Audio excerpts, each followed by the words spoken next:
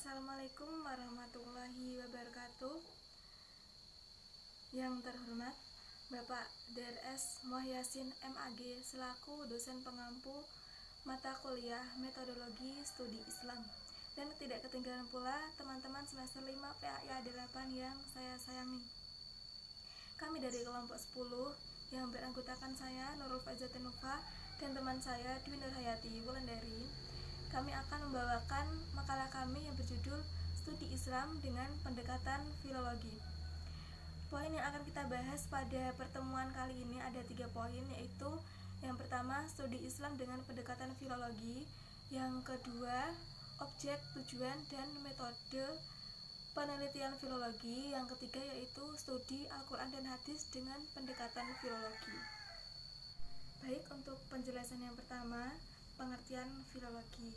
Pengertian filologi secara etimologi berasal dari kata Yunani yaitu philos yang berarti cinta dan logos yang berarti kata.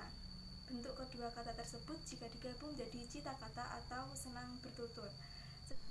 Sedangkan secara terminologi, filologi adalah pengetahuan tentang sastra-sastra dalam arti luas mencakup bidang bahasa, sastra, dan kebudayaan.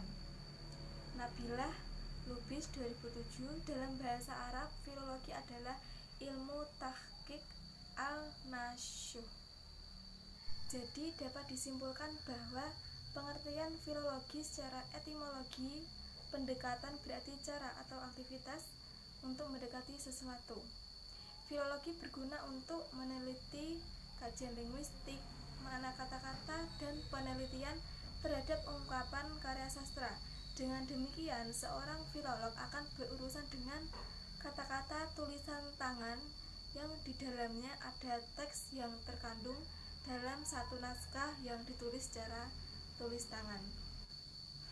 Pendekatan filologi dalam pengkajian Islam sudah dikenal cukup lama. Pendekatan ini sangat populer bagi para pengkaji agama, terutama ketika mengkaji naskah-naskah kuno keagamaan berupa naskah klasik dalam bentuk manuskrip. Naskah-naskah klasik itu meliputi berbagai disiplin ilmu seperti sejarah, teologi, hukum, mistisme, dan yang lainnya. Yang selanjutnya yaitu objek filologi. Naskah-naskah yang menjadi objek material penelitian filologi adalah berupa naskah yang ditulis pada kulit kayu, bambu, lontar, dan kertas. Ini artinya bahwa perjanjian, ukiran, tulisan, dan batu nisan di luar pembahasan filologi dan naskah-naskah itu dilihat sebagai budaya cipta rasa.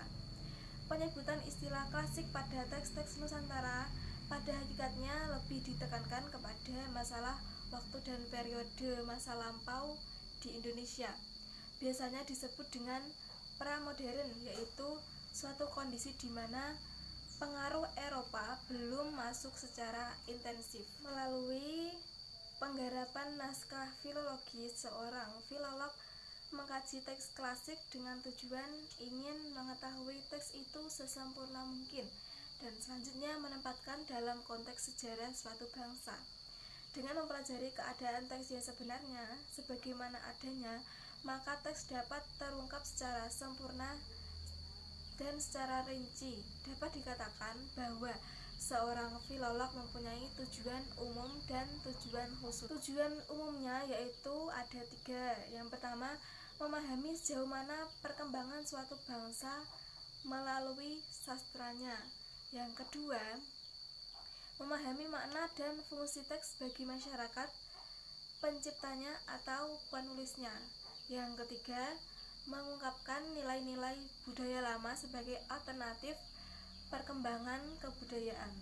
Yang selanjutnya, tujuan khusus yaitu menyuting teks yang dipandang dekat dengan teks asalnya. Terus mengungkapkan sejarah terjadinya teks dan sejarah perkembangannya. Yang terakhir yaitu mengungkapkan persepsi pembaca pada setiap kurun atau pada setiap zaman penerimaannya. Sekian dari saya. Untuk materi selanjutnya, metode penelitian filologi akan dijelaskan oleh teman saya. Terima kasih.